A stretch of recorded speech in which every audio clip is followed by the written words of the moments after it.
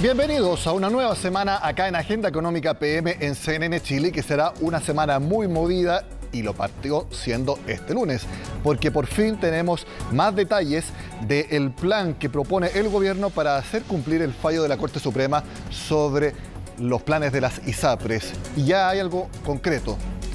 Las ISAPRES tendrán un plazo de 24 meses para devolver los cobros en exceso, esto en los precios de los planes. También se entregó información respecto a la deuda que hay en el sistema. De todo eso nos habla Belén Vázquez. Se está trabajando en tiempo y forma, dicen los parlamentarios, que luego de varias reuniones y también de algunas críticas, conocieron los primeros lineamientos del proyecto de ley corta para solucionar la crisis de las ISAPRES. Que me parece que la propuesta que ha hecho el Ministerio de Salud guarda relación con la potencia del impacto político sanitario que se pueda provocar si es que no se adoptan medidas en lo inmediato. Las enmiendas respecto a los tiempos de pago, respecto a las adecuaciones de precio base, ojalá coincidan con el plazo máximo de la justicia que ha establecido el 30 de mayo para que se dicten las resoluciones de la superintendencia para hacer efectivos esos cobros. El Ministerio de Salud trabaja a contratiempo para tener todos los detalles del proyecto que se espera ingrese a fines de este mes al Congreso. Los contenidos están divididos en varios ejes, siendo el principal el de dar cumplimiento a las devoluciones de los cobros en exceso que hicieron las ISAPRES sin que éstas arriesguen quiebra. Según las estimaciones preliminares, dicha deuda llega a 1.400 millones de dólares. La preocupación de todos los sectores está justamente poner al centro las necesidades de salud de la población y en particular, en este caso, las necesidades de los 3 millones de afiliados a las ISAPRES y también el evitar los efectos sistémicos que tendría una situación, una aplicación de fallo en forma no progresiva, no prudente o responsable, que es lo que nosotros estamos planteando como propuesta. Hay varios elementos que son parte del proceso de modelamiento y que van a depender también de las definiciones que se tomen en cuanto al proyecto de ley y por tanto cuando ya se emita la circular vamos a tener claridad más o menos de la dimensión de esa deuda y también del resto de los mecanismos que usted ha planteado, porque eventualmente eso podría ir modificándose. El objetivo del proyecto es definir los bordes en los cuales se va a mover la superintendencia para poder ejecutar las devoluciones a los 3 millones de afiliados. El gobierno estaría evaluando darle a las ISAPRES un plazo de 24 meses para hacerlo, pero la forma en la que deben devolverlo no cambia. Tienen que ser excedentes y eso se traduce en dinero. Entendemos que no se puede volver al sistema antiguo, que las ISAPRES devuelvan con prestaciones, porque eso significa dejar cautivo a los afiliados y no permitirles que se cambien de una ISAPRE a otra, porque si le dicen yo te voy a pagar lo que te cobré mal, pero en prestaciones, finalmente los dejan casados. Y es que si se aplica el fallo en las condiciones actuales, es decir, con la devolución de excedentes en un solo pago y con la entrada en vigencia de la nueva tabla de factores de forma inmediata, las autoridades estiman que todo el sistema de ISAPRES podría entrar en insolvencia en 4 meses, algo que a su vez generaría efecto cascada en algunas clínicas. Por lo mismo, los propios legisladores han relevado la urgencia de la iniciativa y la transversalidad con la que contaría. Aquí hay un sistema político en salud, preocupados y ocupados, y también con propuestas claras, concretas y que ya yo anticipo que tienen una transversalidad política para poder avanzar rápidamente en ambas cámaras del Congreso. Asimismo, esta ley corta contempla mejoras y fortalecimientos al Fondo Nacional de Salud, dada la migración que toda esta crisis ha generado. La idea es que los pacientes que se cambien de sistema puedan equiparar las coberturas que tenían antes con un pago adicional al 7%, pero que no exceda lo que ya pagaban en sus aseguradoras. Las personas en FONASA que migran desde ISAPRE a FONASA tienen el uso y costumbre de usar la modalidad de libre elección y tienen menor protección financiera de la que tenían anteriormente. Nosotros la propuesta ayuda a mejorar la protección financiera de FONASA a través de seguros voluntarios de copago. Otro eje pretende instaurar una aplicación progresiva de la tabla de factores, momento donde también partiría la suspensión del cobro extra a los menores de 2 años. Así se establecen exigencias a las ISAPRES, pero permitiéndoles recuperar el equilibrio financiero para cumplir con el fallo de la Corte Suprema. Este martes comienza a votarse en la sala de la Cámara de Diputados la reforma tributaria. Se votará en general y luego en particular. Por lo tanto, incluso este miércoles, porque se va a votar martes y miércoles, este miércoles podría pasar al Senado, donde la primera etapa es en la Comisión de Hacienda. Y como ya se ha hablado en los últimos días, será este famoso impuesto al patrimonio, el que se comenzó llamando impuesto a los súper ricos. Algunos le dicen incluso que es impuesto al ahorro. Ahí va a estar el principal nudo o punto de inflexión para ver cómo va a ser esta reforma una vez que esté en la Cámara Alta. Todo lo cuenta Belén Saldías. Tras largos 7 meses de discusión, esta semana finalmente se votará la reforma tributaria en la sala de la Cámara de Diputados. Se revisará el informe emanado desde la Comisión de Hacienda, el cual incorpora una serie de modificaciones al proyecto inicial. Fueron varias las conversaciones entre el gobierno y los parlamentarios. Pese a esto, aún se tienen dudas sobre los votos para su aprobación, que en este caso solamente es mayoría simple. El informe de la Comisión de Hacienda incorpora cerca de 40 indicaciones que introdujo el Ejecutivo como producto del diálogo con los parlamentarios, varias de ellas con modificaciones importantes a las propuestas iniciales.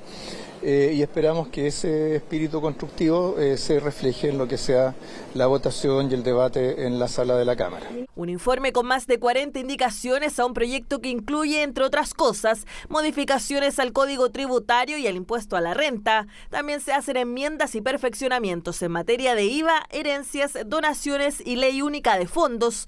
Las divisiones en la Cámara se han manifestado en reiteradas ocasiones, por lo que las expectativas para la votación son altas. Debiéramos tener los votos para aprobar la reforma tributaria en términos generales y particulares. Y no me sorprende ni el discurso de ayer, ni el discurso de hoy, ni el discurso de mañana, donde nuevamente vamos a escuchar el mismo canto, que esta reforma tributaria es mala para el país. Lamentablemente el gobierno accedió a muy pocas observaciones que nosotros como oposición le hicimos, solamente accedió a poder aplazar algunas medidas considerando el efecto negativo que van a tener en la economía. Nosotros le hemos hecho una advertencia al gobierno de que esta es una mala reforma, una reforma que golpea en el corazón al ahorro, la inversión y la generación de empleo. Críticas de la oposición a las que se suman las preocupaciones del empresariado, quienes apuntan principalmente al impuesto al patrimonio. Un aspecto que es fundamental para que sea exitosa es que esta también impulse el crecimiento y para eso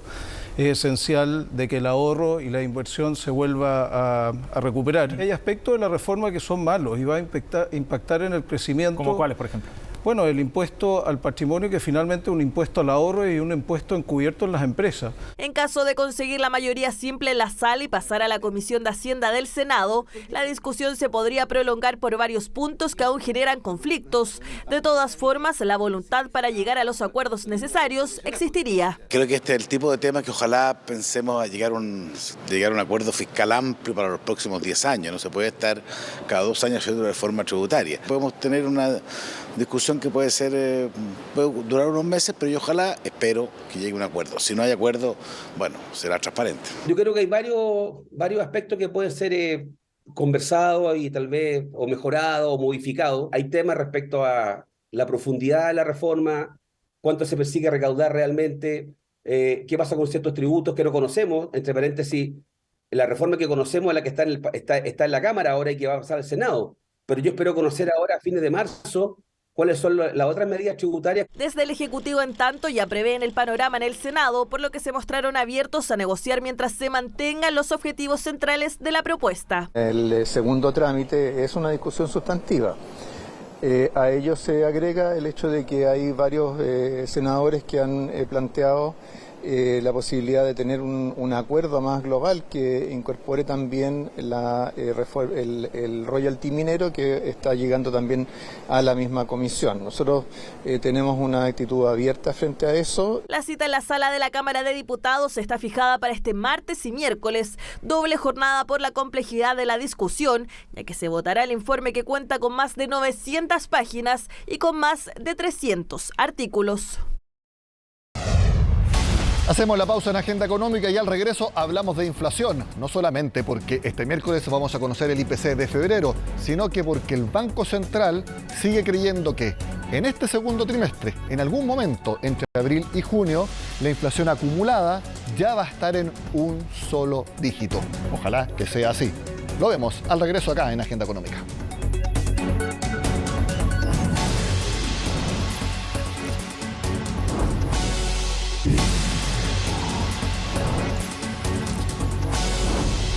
Este miércoles 8 de marzo será importante no solo porque es el Día Mundial de la Mujer, hay una programación especialmente hecha acá en CNN Chile para conmemorar ese día, sino que también temprano a las 8 de la mañana conoceremos la inflación de febrero.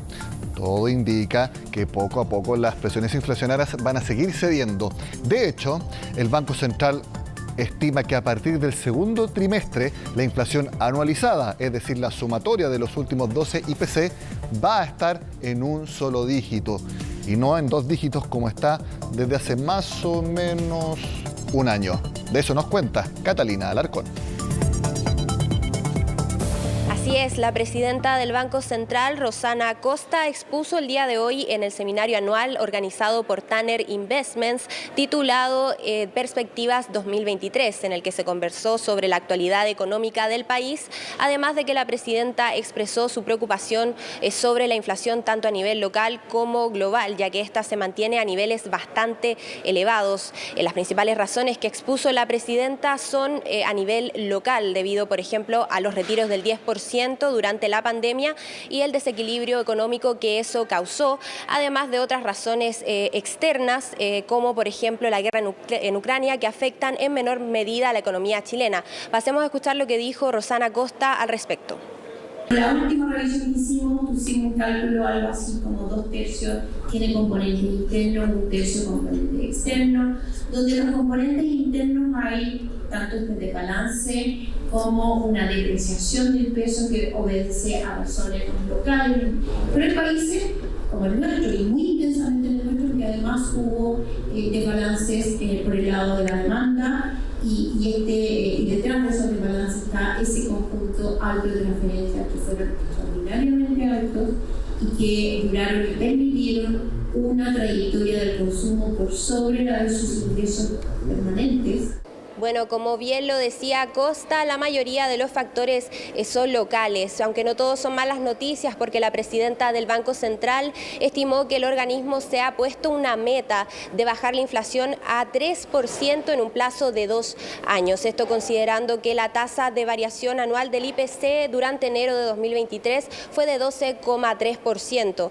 Es por esto que el organismo también ha dicho que durante 2023 se estima que la inflación podría bajar a menos de 10%. Y es por esta misma razón, además, que el Banco Central ha decidido mantener la tasa de política monetaria en 11,25.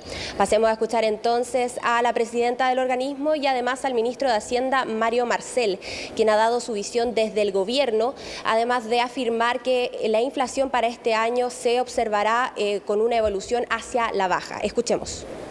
El informe de política de diciembre consideraba que la inflación tendría un descenso importante a partir del segundo trimestre de este año, llegando a valores del 3,6% hacia fines de este año y convergiendo al 3% durante el año 2024. Se requieren señales claras de que dicho proceso de convergencia se haya consolidado. Por esta razón, en nuestras últimas reuniones hemos considerado que la única opción posible era mantener la tasa de política monetaria. Creemos que lo que se refleja en buena medida en esas previsiones de los expertos es también lo que ellos mismos están viendo para la economía. Y lo que están viendo, ¿cierto?, es una actividad que tendría una contracción menor que lo que ellos estaban previendo.